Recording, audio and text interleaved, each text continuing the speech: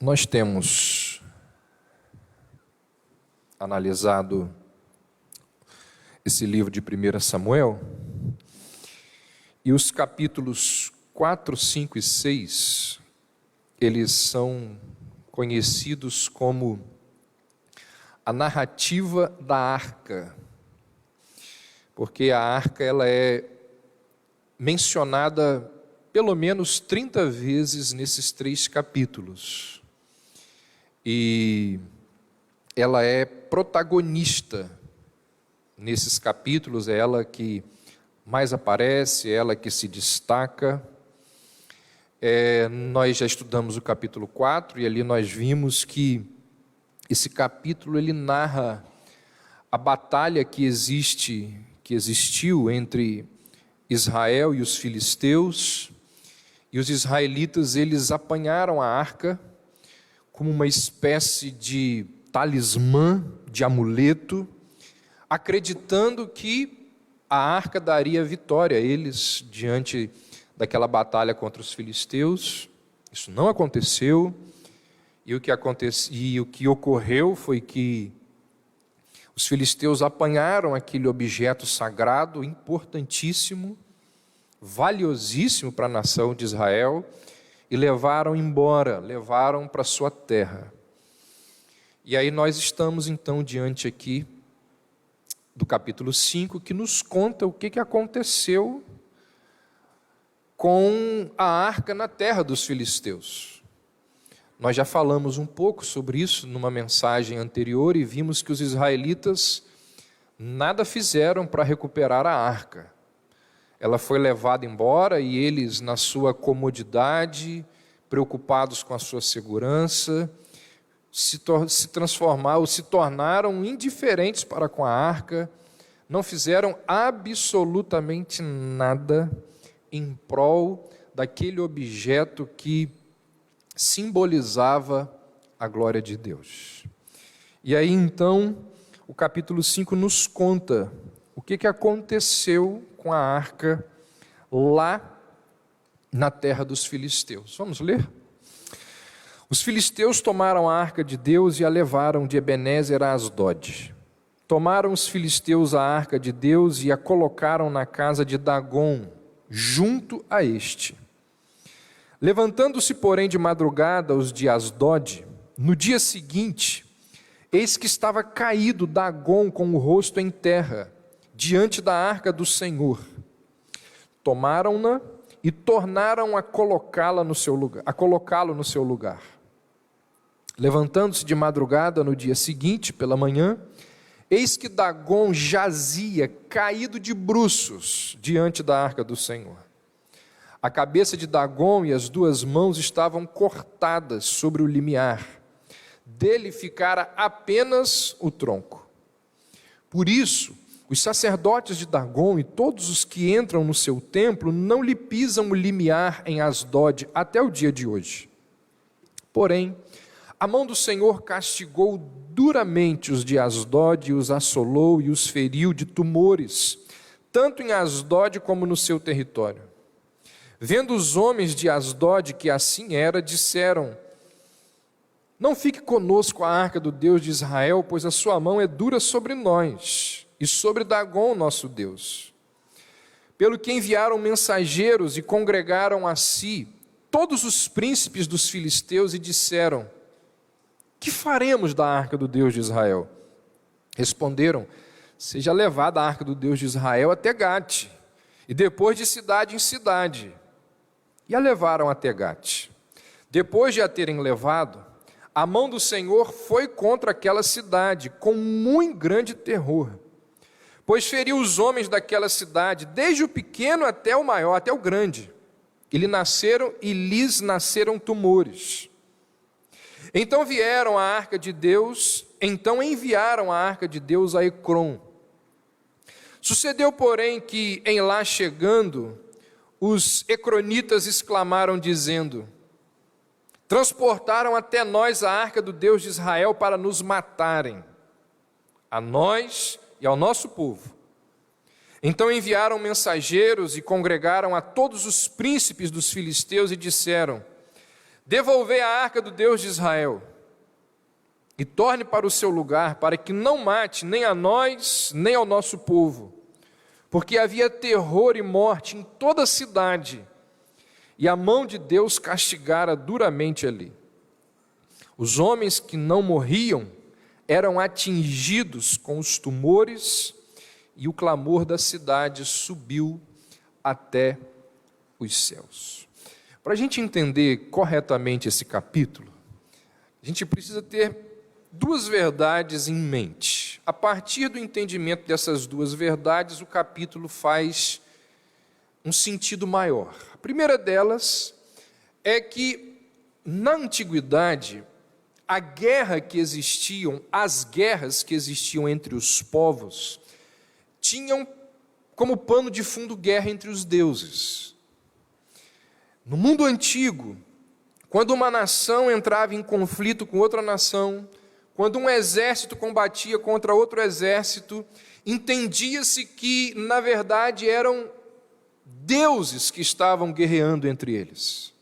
Acreditava-se que, se uma cidade fosse conquistada, se o seu exército fosse derrotado, aquela cidade conquistada e aquele exército derrotado era porque o Deus daquela cidade ou o Deus daquele exército era um Deus fraco. O Deus forte era o Deus que liderava o exército vencedor. Lembre-se lá de Raabe conversando com os espias. Lembra da conversa, do diálogo dela? Raabe vira para os espias e diz assim: nós temos ouvido falar do seu Deus, de como o seu Deus humilhou os egípcios. Então, por trás das guerras, existia o entendimento de que deuses estavam guerreando. Isso significa que, quando os filisteus derrotam os israelitas, e mais do que a derrota, os filisteus levam o maior objeto sagrado dos israelitas, a Arca da Aliança. O que as nações ao redor, ao verem lá o Instagram dos filisteus, iam pensar? Ao olhar, ao ouvir as notícias do que os filisteus fizeram com os israelitas, o que as nações ao redor iam pensar do Deus de Israel? E aí esse capítulo 5, ele foi escrito, ou a narrativa dele nos mostra que a captura da arca por parte dos filisteus não era, ao contrário do que se imaginava, fragilidade do Deus de Israel. Os filisteus apanharam a arca, não porque o Deus de Israel é mais fraco do que Dagon, não porque o Deus de Israel é vulnerável. A derrota de Israel não era sinal da autoridade, do poder dos deuses estrangeiros sobre o Deus de Israel. O que o capítulo 5 vai nos mostrar é que a derrota de Israel, ou os filisteus, estavam sendo usados por Deus para derrotar Israel, porque Israel estava tendo um padrão de vida pecaminoso. E Deus então queria castigar o seu povo, e para isso ele vai usar, como muitas vezes fez, uma nação estrangeira para castigar o seu povo. E por mais que os filisteus estivessem celebrando a vitória, por mais que os filisteus estivessem se gabando da sua vitória sobre Israel, o capítulo 5 mostra e deixa evidente quem é que está controlando todas as coisas, quem é aquele que está governando todas as coisas. Porque a arca, ela vai causar uma série de transtornos para os filisteus. Então, a primeira coisa que a gente precisa ter em mente para entender o capítulo 5 é que a guerra entre os povos na antiguidade era considerada uma guerra entre os deuses. Segunda verdade que a gente precisa ter em mente ao ler esse capítulo, para que ele faça sentido, é o fato de que o Antigo Testamento, ele não nega a existência de deuses pagãos. Muita gente acha que o Antigo Testamento fica defendendo o monoteísmo. Não existe isso. O salmo que eu li, o Salmo 95, o salmista vai dizer que Deus é maior que os outros deuses. Ué, mas existem outros deuses? Hoje nós sabemos, a cosmovisão cristã é de que existe apenas um Deus. Mas a revelação, ela é progressiva. E naquela época ali, aquelas nações não entendiam isso, não pensavam assim. A maior parte das nações, elas eram politeístas, como muitas ainda são. E o Antigo Testamento, ele não está preocupado em defender o monoteísmo. O Antigo Testamento está preocupado em mostrar que o Deus de Israel, ele é superior a todos os outros deuses. Que o Deus de Israel, ele é infinitamente maior e melhor do que todos os outros deuses. Porque isso tem uma aplicação. A gente vai ver lá no final. Existem deuses além do Deus de Israel? Entidades, pessoas? Não. Mas nós criamos deuses. O nosso filho pode ser um Deus. A nossa família, o nosso emprego, a nossa comodidade. Isso são deuses nas nossas vidas. E o que a Bíblia quer nos mostrar é que o Deus da Bíblia, ele é superior a todos esses deuses que nós criamos. E como aquelas nações criavam deuses, inventavam deuses, a preocupação do Antigo Testamento é mostrar que o Deus de Israel, ele é superior a todos os outros deuses. Olha o que disse esse comentarista bíblico sobre o que eu estou mencionando. Embora não declare explicitamente que não existem outros deuses, certamente os remove da presença de Yahvé. Se Yahvé não divide com eles poder, autoridade nem jurisdição, não são deuses em nenhum sentido relevante do termo. O primeiro mandamento não insiste que outros deuses são inexistentes, mas que são impotentes. Priva-os de todo e qualquer direito ou privilégio. Não afirma simplesmente que não devem ser adorados, deixa-os desprovidos de qualquer condição digna de adoração. Então, o capítulo 5 de 1 Samuel, o relato da arca na terra dos filisteus, foi registrado para deixar evidente quem é que manda no mundo, quem é que é aquele superior a todos os outros deuses. Então, entendendo isso, tendo essas duas verdades em mente, de que a guerra entre os povos na antiguidade era considerada uma guerra entre os deuses, e que o Antigo Testamento não nega a existência de outros deuses ou de deuses pagãos, a gente pode entender melhor o que é narrado aqui no capítulo 5. Vamos olhar aí o texto, versos 1 e 2. Os filisteus tomaram a arca de Deus e a levaram de Ebenezer a Asdod. Tomaram os filisteus a arca de Deus e a colocaram na casa de Dagom, junto a este Deus. O território filisteu, ele era separado em 5 cidades importantes: Asdod, Gaza, Asquelon, Gate e Ecrom. 5 cidades. E cada uma dessas 5 cidades tinha um líder, um príncipe, um governante.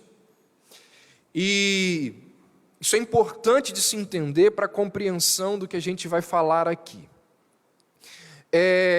Inicialmente, o texto diz que os filisteus ao tomar a arca das mãos dos israelitas, eles levaram a arca para o templo do principal deus deles, ou de um dos principais deuses deles, que era Dagon. E esse templo de Dagon ficava numa cidade chamada de Asdod, é o que é mencionado aí. E na mitologia grega, na mitologia filisteia, Dagon, ele era o deus principal pelo fato de que ele era filho da maior de todas as divindades, Baal. Acreditava-se que Dagon era o filho de Baal. Perdão, gente, você não está aí, mas eu anotei aqui, é ao contrário. Ele era, por ser o Deus principal, ele era, na verdade, o pai de Baal, aquele Deus que causou tantos transtornos em Israel. E o texto faz referência a esse ídolo, afirmando que ele tinha cabeça, rosto e mãos. E esse detalhe, ele é importantíssimo para o que a gente vai aprender aqui no relato. Um historiador que estuda ali, e da época antiga, que estudava o Oriente Próximo, ele vai dizer assim: a presença da divindade, ela era evidenciada pela imagem da divindade. Ou seja, no ritual religioso, a imagem servia de mediadora da presença divina e, como tal, representava a união mística de transcendência e imanência. O que ele está dizendo é que os povos antigos realmente acreditavam que o Deus vinha habitar na imagem. O Deus vinha com a sua presença ficar junto com aquela imagem. E desse modo, ele revelava-se aos seus adoradores e lhes concedia então um objeto concreto, tangível, visual, para que eles pudessem venerar. Então, a arca é levada para o templo, onde tem ali uma imagem de Dagon. E eles realmente acreditavam que Dagon ali estava. Verso 3.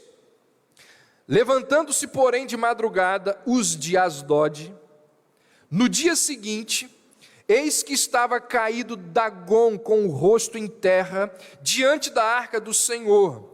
Tomaram-no e tornaram a pô-lo no seu lugar. Essa expressão aqui, caído com o rosto em terra, na Bíblia se refere a pelo menos 3 possibilidades. Ela faz referência a pelo menos 3 situações: um ato de submissão, uma derrota militar ou a morte. Sempre que essa expressão, caído com o rosto em terra, aparece, se refere a essas 3 situações. E aí, o texto vai revelar a loucura, a estupidez dos filisteus em fazer daquela imagem um Deus, que quando estava caído, precisava de ajuda para ficar em pé novamente. Como podiam eles atribuir a sua vitória ao poder de Dagon, quando o próprio Dagon não conseguia nem ficar em pé diante da arca? Então o texto revela essa idiotice dessa cultura, desse povo. Quão infelizes eram aqueles que pediam ajuda a um ídolo que precisava de ajuda para ficar em pé. E olha o que aconteceu na manhã seguinte, verso 4. Levantando-se de madrugada, no dia seguinte, pela manhã, eis que Dagon jazia caído de bruços diante da arca do Senhor. A cabeça de Dagon e as 2 mãos estavam cortadas cortadas sobre o limiar, dele ficara apenas o tronco. O tronco de Dagon estava no dia seguinte prostrado diante da arca, mas a sua cabeça e os seus braços haviam sido decepados. Então você imagina, aqueles homens que são os sacerdotes filisteus, primeiro dia que a arca está ali, eles chegam lá, Dagon está caído. Eles colocam Dagon no lugar. Segundo dia eles chegam ali, Dagon está todo despedaçado. Cabeça para um lado, braços para o outro, o tronco tombado. E a cena desse segundo dia é uma cena de guerra. É uma cena de batalha. Porque muitas vezes os soldados vencedores, eles decapitavam os seus inimigos.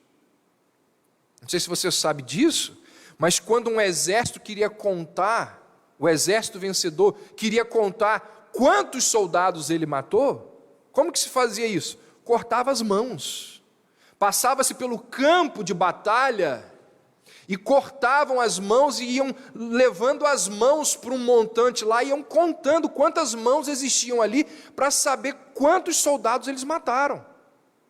Então isso aqui é uma cena de guerra.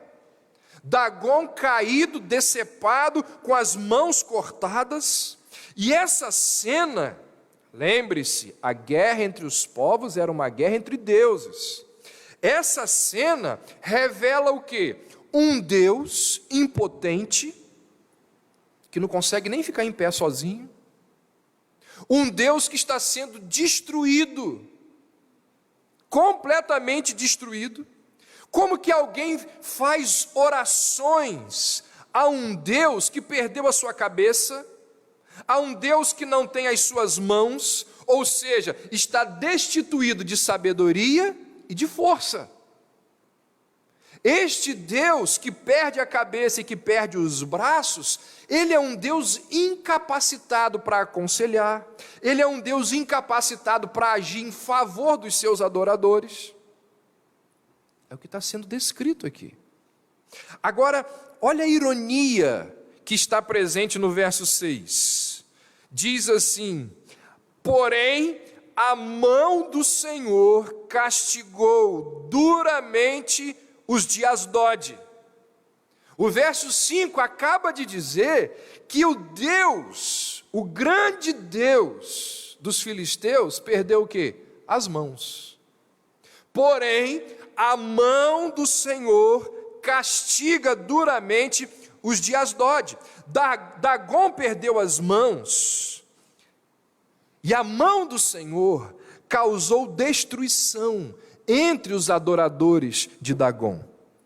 Ou seja, ao invés de Deus ter caído nas mãos dos filisteus, aqueles que roubaram a arca do concerto sentiram na pele aquilo que o autor aos Hebreus vai dizer, que horrível coisa é cair nas mãos do Deus vivo. Então o que esse capítulo está nos mostrando? Que Deus está zelando pela sua glória. Se vocês aí, que estão acompanhando a história entre israelitas e filisteus, estão achando que por causa da derrota dos israelitas, o Deus filisteu, Dagon, é poderoso e maior e muito mais forte que o Deus de Israel, olha aqui, ó.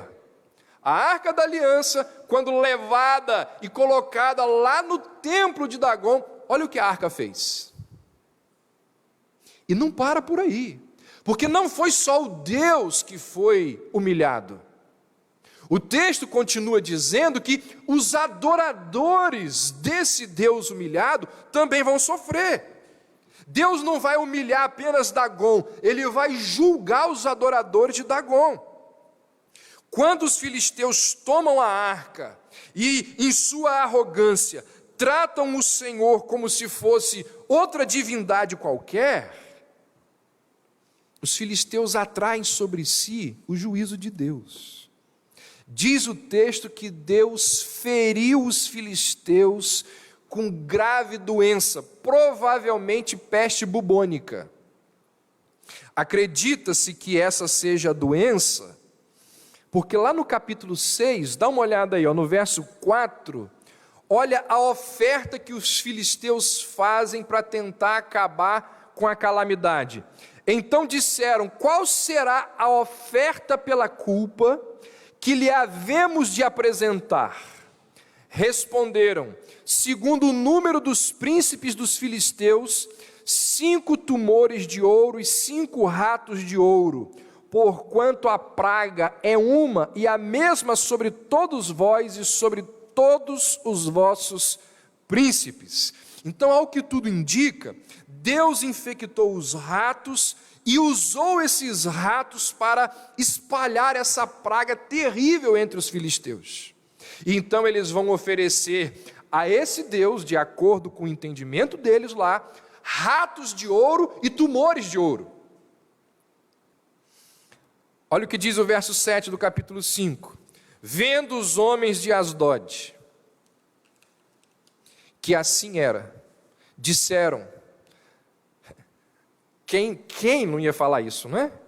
Começa a dar tudo errado, o Deus tomba, o Deus cai por terra, é todo decepado, começa a ter uma porção de praga entre eles. Aí, vendo os homens de Asdod que assim era, disseram: olha, não fique com a gente a arca do Deus de Israel, porque a sua mão é dura sobre nós, não só sobre nós, mas sobre Dagon, o nosso Deus. Ou seja, os príncipes filisteus, eles estavam ainda meio que indecisos, eles estavam preocupados em preservar a glória que eles tiveram da sua vitória, de forma que eles pensaram assim: se nós pudermos provar que a calamidade que está sobre nós é pura coincidência, nós continuaremos enaltecendo a Dagon e nós continuaremos enaltecendo a nossa superioridade sobre o povo de Israel. E aí a maneira mais fácil deles mostrarem que era uma simples coincidência era levando a arca para uma outra cidade. Porque se eles levam a arca para uma outra cidade e não acontece nada lá, foi coincidência o que aconteceu aqui. A arca acabou de chegar, Dagon caiu e teve um monte de gente assolada por tumores. Isso foi coincidência. Para provar que não é coincidência, vamos levar a arca para outra cidade. Então eles levam a arca para a cidade de Gate. E o que acontece em Gate? A praga se repete novamente. Aí quando chega em Gate, eles têm o mesmo raciocínio, dizem assim: vamos levar para Ecrom. E levam a arca para Ecrom. O que acontece lá? A mesma coisa.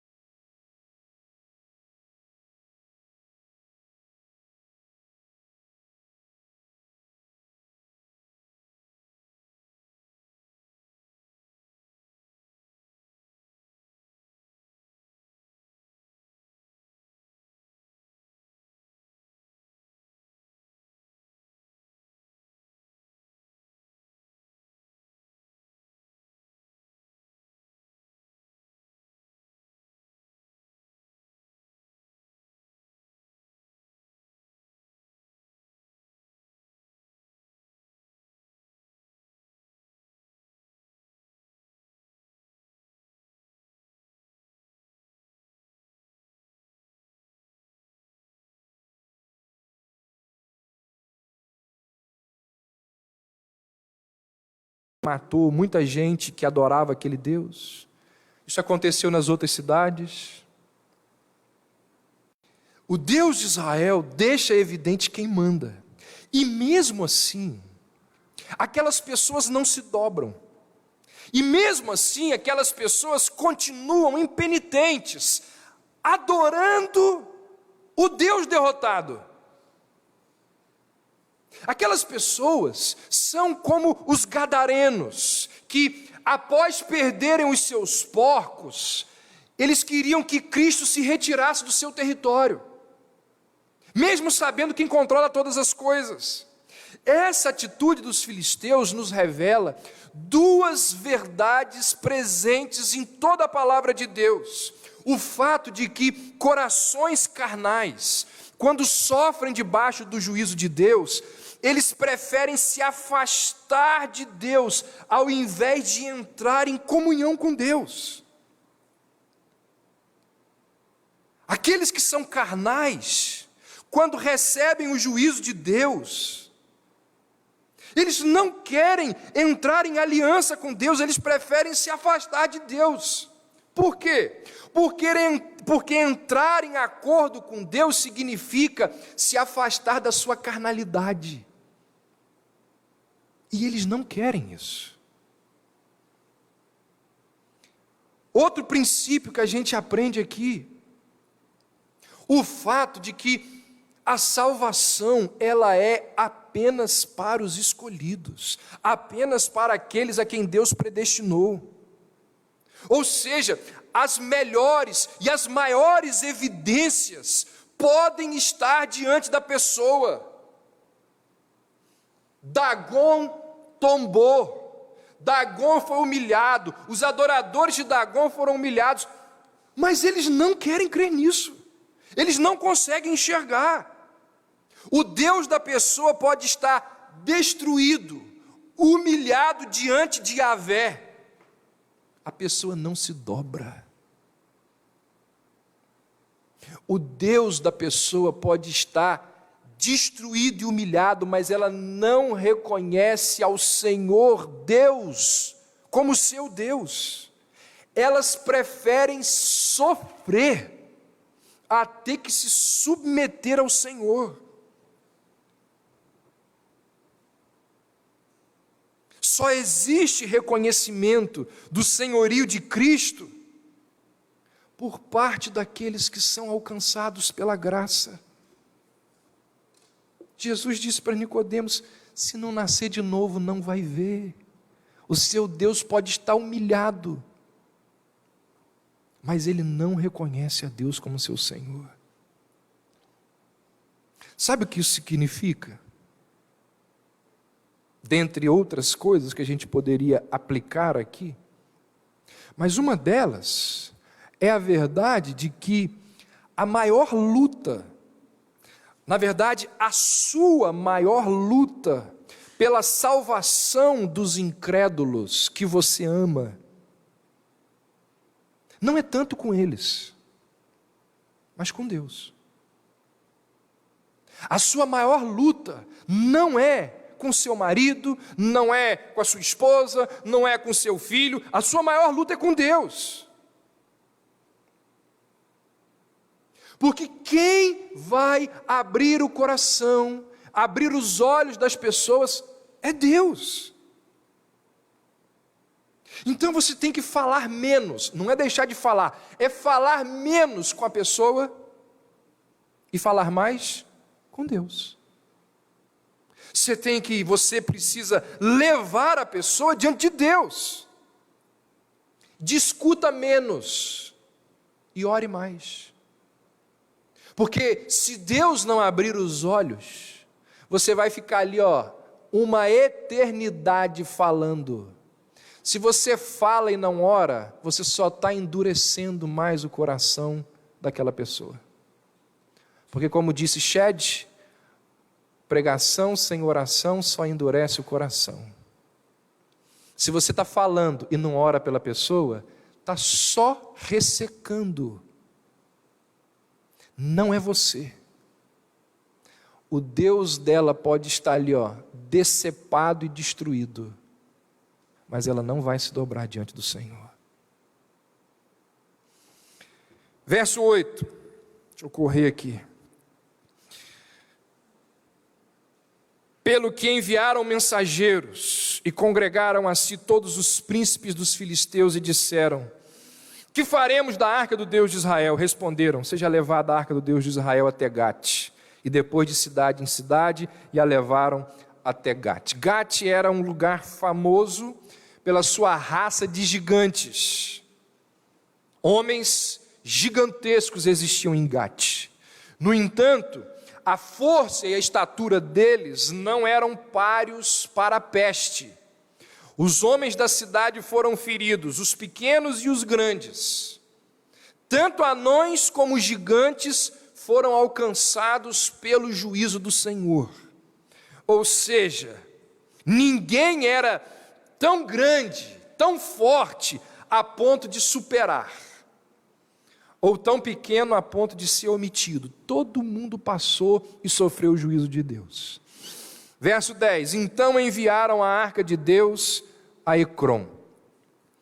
Ou seja, o texto vai dizer aqui que como a arca chega ali por meio de um concílio, de uma imposição, os habitantes de Ecrom, que já estavam sabendo o que tinha acontecido lá em Asdod e lá em Gate, eles falaram: a gente não quer não queremos a arca aqui.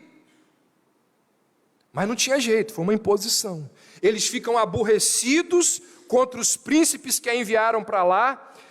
E olha o que diz o verso 10: transportaram para nós a arca do Deus de Israel para nos matar, a nós e ao nosso povo.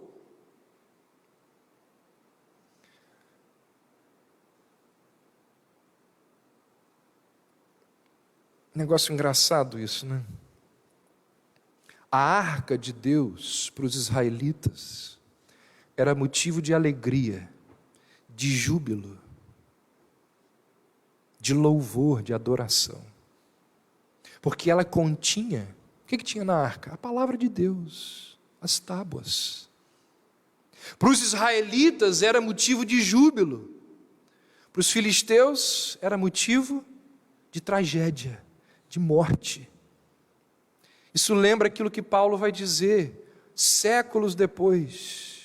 Paulo vai dizer que a palavra de Deus, para alguns, é bom perfume que gera vida, enquanto que para outros é cheiro de morte. Ele é desmembrado, ele é desmoralizado. Aí os filisteus entendem a mensagem. Porque o poder do Deus de Israel, eles entendem que esse poder, ele transcende as fronteiras territoriais. O poder do Deus de Israel atua de modo desimpedido em todo o universo. O poder do Deus de Israel nem se compara com aquela influência mínima, ínfima de Dagom. Eu não sei se você sabe disso, se o seu conhecimento bíblico te leva a lembrar disso, mas essa história aqui foi uma das histórias que, quando o povo de Israel estava lá no cativeiro, era lida pelo povo como consolo. Por quê? Porque o povo no cativeiro, lembre-se do pano de fundo, briga entre nações é briga entre deuses. O povo no cativeiro podia ser levado a pensar: estamos em cativeiro, em terra estrangeira. O Deus desse povo é maior que o nosso Deus. Nada disso. O povo lia essa história aqui, entendendo que o nosso Deus, ele transcende fronteiras. O nosso Deus, ele controla todas as coisas. Essa história aqui serviu de consolo, trouxe esperança para o povo que estava no exílio. Até porque os judeus vão perder a arca definitivamente. Os exilados precisavam saber que o Deus de Israel, ou o poder do Deus de Israel, ele não se limita a uma localidade ou a um objeto. Isso foi muito importante para o povo de Israel. Foi tão importante que a gente precisa ler. Vamos ler lá, abra aí rapidinho por causa da nossa hora. Jeremias capítulo 3.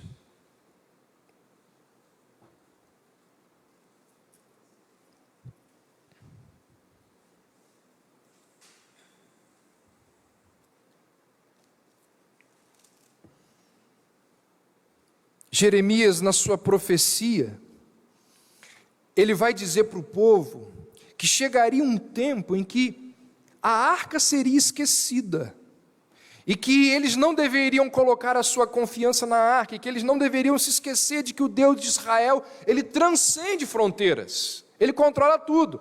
Olha o que dizem os versos 16 e 17. Quando vos tiverdes multiplicado e frutificado na terra, naqueles dias, diz o Senhor, nunca mais se dirá a arca do pacto do Senhor. Nem lhes virá ela ao pensamento, nem dela se lembrarão, nem a visitarão, nem se fará mais. Naquele tempo, chamarão a Jerusalém o trono do Senhor, e todas as nações se ajuntarão a ela em nome do Senhor a Jerusalém, e não mais andarão obstinadamente segundo o propósito do seu coração maligno. Jeremias está dizendo, vocês vão esquecer a arca, vocês vão acabar com esse entendimento, com esse pensamento de que o poder de Deus se restringe a um local, a uma localidade, a um objeto. Esse texto de 1 Samuel 5 nos lembra que não existe força nesse mundo capaz de resistir ao poder de Deus. A incredulidade do seu cônjuge não é maior do que o poder de Deus. A rebeldia do seu filho não é maior do que o poder de Deus. A insensatez do seu patrão não é maior do que o poder de Deus. O mecanismo, se é que você me entende, não é maior que o poder de Deus. Não é. O que nós precisamos fazer é orar, é pedir ao Deus que humilhou Dagom, que nos ajude. A nós que vivemos num país que está debaixo de severo e claro juízo do Senhor. Ou vocês não conseguem entender que o Brasil já está há anos sofrendo o juízo de Deus? Nós precisamos fazer aquilo que os povos da antiguidade faziam quando estavam debaixo de juízo: orar. Quando a nossa casa está debaixo de juízo, nós precisamos orar. Segunda verdade que a gente pode tirar, que salta aos olhos aqui no texto. O quê? A tolice, a idiotice daqueles que tentam domesticar ao Senhor. Não tente fazer isso, porque muitas vezes nós tentamos fazer o que os filisteus tentaram. As nações pagãs, embora elas não mudassem os seus deuses, elas estavam dispostas a multiplicar os deuses, elas estavam dispostas a acrescentar outras divindades ali ao seu panteão, a outras divindades aquelas que já existiam. Eram nações politeístas, de forma que o seu Deus não exigia exclusividade. Então, quanto mais divindades do lado deles, melhor. Por isso que os filisteus, ao invés de destruir a arca, eles vão lá e colocam a arca junto de Dagom, lá no templo de Dagom. Ou seja, Yahvé poderia permanecer caso ele ficasse ali quietinho, sentado atrás de Dagom. Essa é a ideia deles aqui. Eles tentam domesticar o Deus de Israel. Fica aí, quietinho. Vamos botar a arca aqui quietinha do lado de Dagom. O que aconteceu? Se deram mal. Muito mal. Porque Yahvé, quando não é adorado, ou melhor, Yahvé, ele não é adorado de forma alguma, se não for adorado de forma exclusiva. Não terás outros deuses diante de mim. O Senhor nosso Deus é o único Senhor. Gente,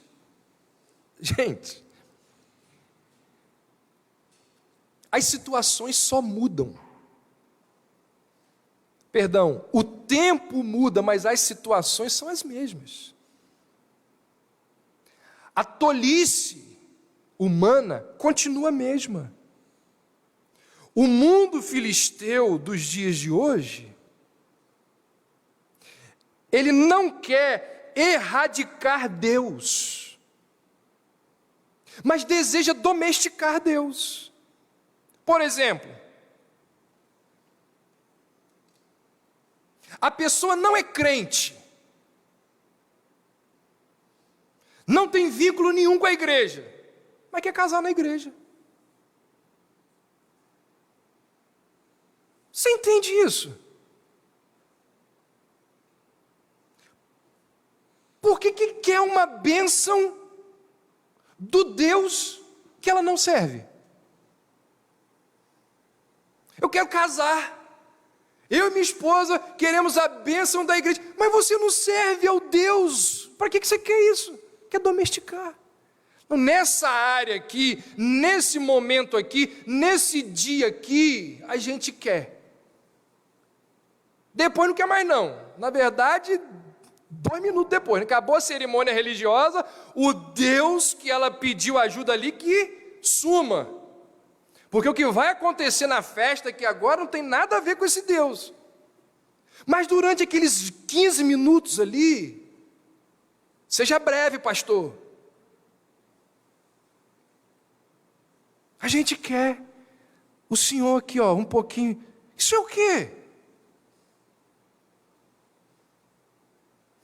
Isso pode ser percebido quando oficiais públicos, ao fazerem ali o seu juramento oficial, eles apanham a Bíblia, ou colocam a mão na Bíblia, invocando o nome de Deus, como uma formalidade. Ali não existe nenhuma reverência, nenhum temor.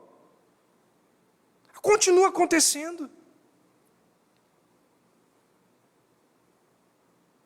Não tente domesticar o Senhor, porque assim como os filisteus, quem vai sofrer é você.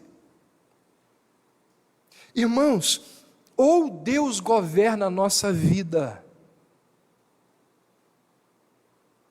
ou Deus governa toda a nossa vida, ou nós estamos por nossa conta e risco. Não tenta colocar Deus em alguns compartimentos da sua vida. Deus já disse assim, ó: não vos ponhais em julgo desigual.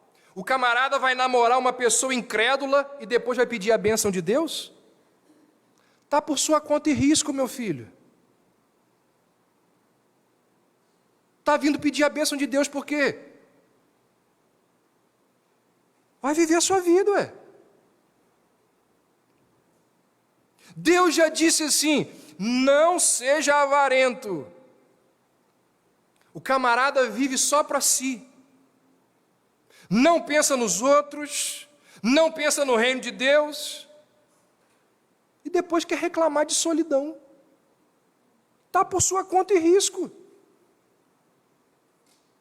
Deus pode atuar aqui, ali não. Deus pode ficar nessa prateleira aqui, ali não. Tentando domesticar Deus. Existem vários princípios bíblicos sobre a criação dos filhos, e os pais desprezam a maior parte desses princípios, e depois passa lá a adolescência e a juventude chorando: o que eu fiz de errado? Está por sua conta e risco.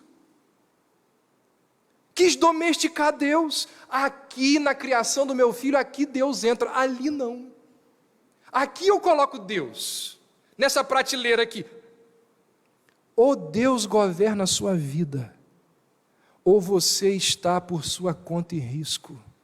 Quando nós tentamos domesticar o Senhor, nós nos damos mal. Quando nós dizemos assim, aqui o Senhor pode, ali o Senhor não pode. Você acha? Você acha. Mas você acha que o Deus de Israel, o Criador de todas as coisas, Ele vai se dobrar a esse capricho da sua vida? Se você não quer o governo completo do Senhor na sua vida, você está por sua própria conta e risco. Isso é muito evidente aqui. Por fim, esse capítulo nos mostra que as nossas derrotas, elas nascem no nosso desprezo pelo Senhor. A queda de Dagon diante da arca do Senhor, aquela queda ali, aquela cena ali, nos mostra que nós sofremos derrotas, não é porque o nosso inimigo ou os nossos inimigos são fortes. A causa da nossa fraqueza e derrota é o nosso relacionamento distante com o Senhor.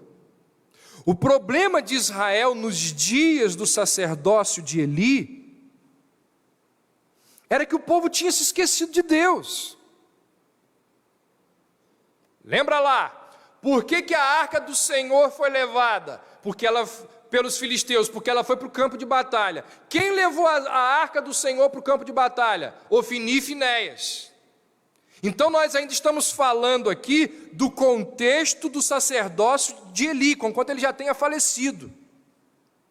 E qual é esse contexto? Os filhos de Eli, eles não teriam cometido todas aquelas iniquidades que cometeram se eles tivessem se lembrado do Senhor. Israel não teria sofrido aquela derrota humilhante se os anciãos, antes de apanharem a arca como um amuleto e levado para o campo de batalha, tivessem consultado ao Senhor. Os israelitas estavam espiritualmente distantes de Deus, distantes da sua palavra. Quando você lê ali o contexto, você vê que a adoração era mentirosa, hipócrita, que a vida deles era uma afronta à pureza do Senhor. Eles se esquecendo de Deus, eles se tornam uma presa fácil para o exército filisteu. Como eu disse no início, a derrota não é porque Dagon é superior a Yahvé. A derrota é porque Yahvé está usando os subordinados de Dagon para julgar o seu povo.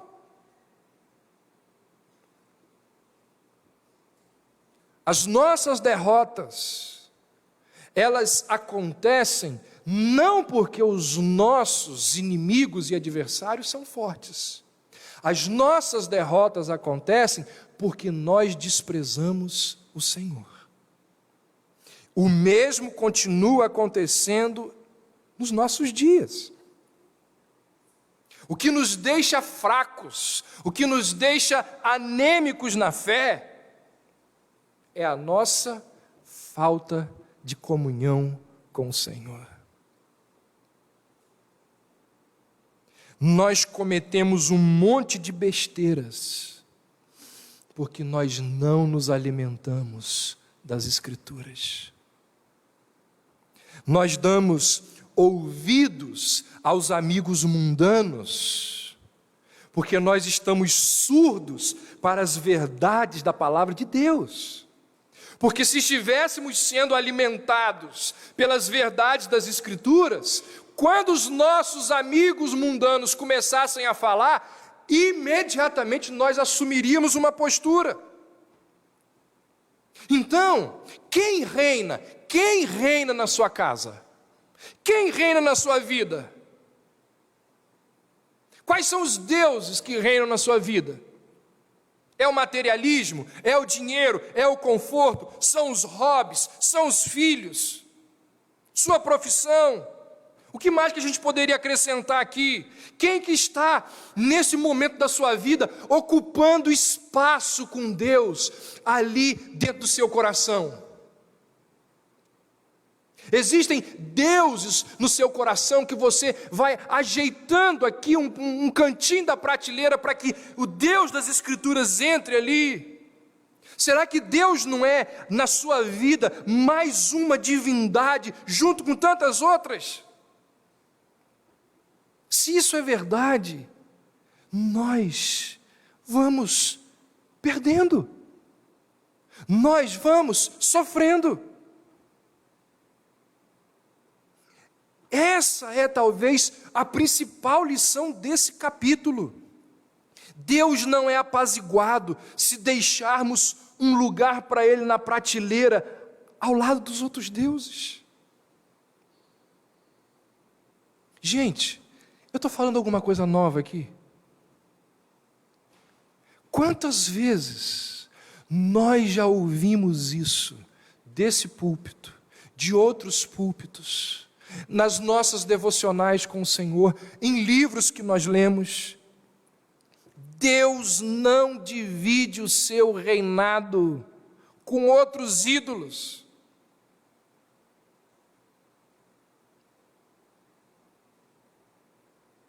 E quando nós temos a ousadia de colocar outros ídolos no mesmo pé de igualdade do Senhor, nós sofremos. Olha o que esse homem aí disse. No âmbito nacional, se fizermos do governo um Deus, Ele nos enviará líderes corruptos e incompetentes. Não mora no Brasil, esse homem aqui. Olha o que ele falou. Vocês acham que o Brasil está sofrendo por quê? Idolatria do Estado, como diz Franklin Ferreira. No âmbito nacional, se fizermos do governo um Deus, Ele nos enviará líderes corruptos e incompetentes. Se fizermos da economia um Deus, Ele é capaz de fazer o mercado naufragar. Se usarmos a ciência para violar suas leis, Deus fará com que nossa tecnologia seja uma maldição para a nossa vida. Deus exige que todas as coisas, presidências, lucros empresariais, aviões de guerra e microscópios, tudo seja submetido ao seu governo soberano. Se você não crê nisso, ou se você duvida disso, estuda só um pouquinho de história. Você vai ver que a Revolução Francesa levantou o pulso contra Deus. Os revolucionários disseram assim: não querem mais nada de cristianismo na França. Começaram um calendário novo, porque o calendário que eles tinham era cristão, e eles não queriam nada com Cristo. Esse é um detalhe, fora as outras coisas que a Revolução Francesa diz: não queremos nada com o cristianismo, nada com Deus. E o que a Revolução Francesa produziu? Fraternidade, que era um dos seus lemas. Igualdade, liberdade, fraternidade. Produziu fraternidade? Produziu um banho de sangue na França. Tirania. A era do terror matava tanta gente que um homem precisou inventar um negócio chamado de guilhotina, porque os carrascos não estavam dando conta de tanta gente que eles matavam. A Revolução Francesa quis expulsar Deus, levantou o pulso contra Deus e produziu fraternidade, tirania. O tempo passa, chega lá no século XIX, o chamado humanismo, que vai ter o seu ápice talvez na Alemanha, produz ali um céu, um paraíso. Nada. O humanismo alemão produz o inferno do nazismo. Abandonou Deus. Destruiu tudo que lembrasse Deus.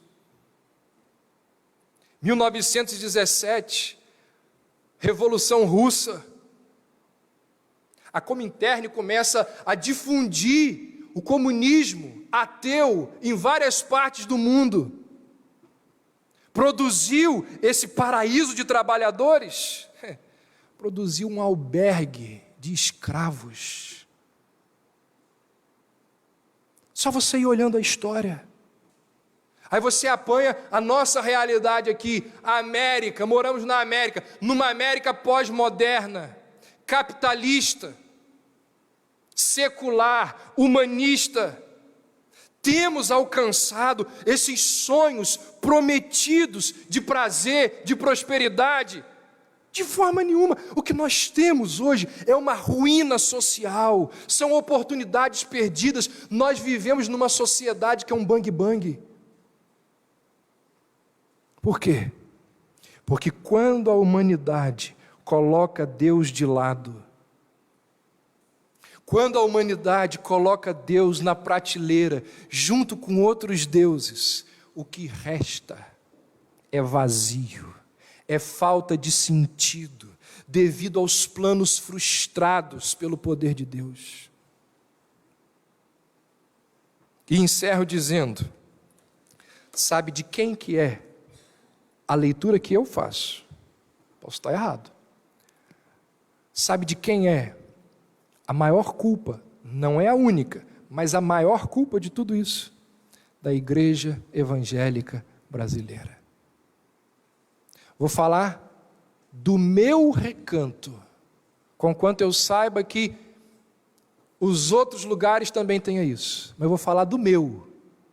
Apanhe a denominação batista dos últimos 20, 30, 40 anos, preocupada com o louvor dos homens, preocupada em enaltecer homens, em agradar homens, enquanto que a palavra de Deus deixou de ser pregada, deixou de ser anunciada, deixou de ser proclamada, e nós estamos colhendo o resultado de termos colocado Deus numa prateleira, junto com outros deuses. Nós estamos debaixo de juízo. O que a gente faz?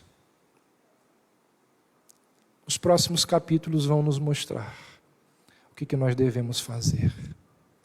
Que Deus tenha misericórdia de nós e que essas verdades venham a alcançar o nosso coração, produzindo temor, obediência em mim, em você, em todos nós. Vamos orar? Senhor Deus,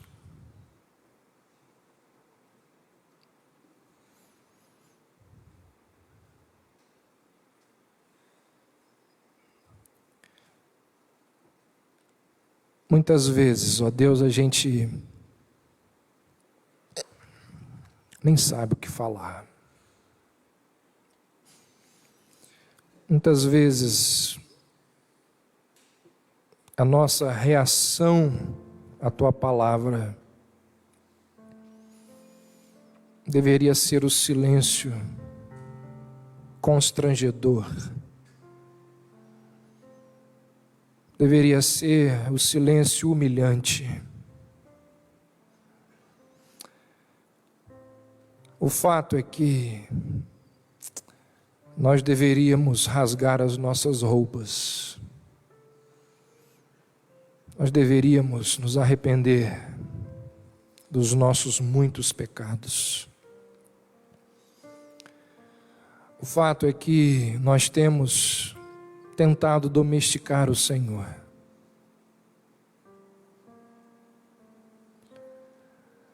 E por causa disso nós temos sofrido das mais diversas maneiras. e ficamos nos perguntando por que de tanto sofrimento. Perdoa-nos, ó Deus, a nossa falta de discernimento, de entendimento, de compreensão. O Senhor mesmo nos disse que sofreríamos, e como sofreríamos, por não conhecer as verdades da Tua palavra. Mas a verdade é que nós gostamos mais das nossas séries, das nossas redes sociais, dos nossos hobbies. Gostamos muito mais dessas coisas do que da Tua palavra. Essa é, ó Deus, a verdade ao nosso respeito. E nós queremos então pedir que o Senhor abra os nossos olhos. Nós queremos pedir que o Senhor mude as nossas vidas. Como dizia aquele hino antigo, a começar em mim, quebra corações. E que os meus irmãos e irmãs aqui também venham a fazer esta oração. Ó Deus, como nós temos colocado tantas outras coisas na frente do Senhor. Como nós temos tentado domesticar o Senhor, dizendo onde o Senhor pode, onde o Senhor não pode atuar nas nossas vidas. Traz, ó Deus, libertação, traz mudança, traz redenção, traz salvação às nossas casas, às nossas vidas, à nossa igreja aqui. Que o Senhor seja aquele a governar, que seja o Senhor aquele a reinar nas nossas vidas. Nós assim oramos e nós assim te pedimos.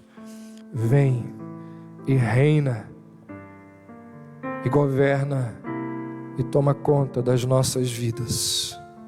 É a nossa oração, em nome de Jesus.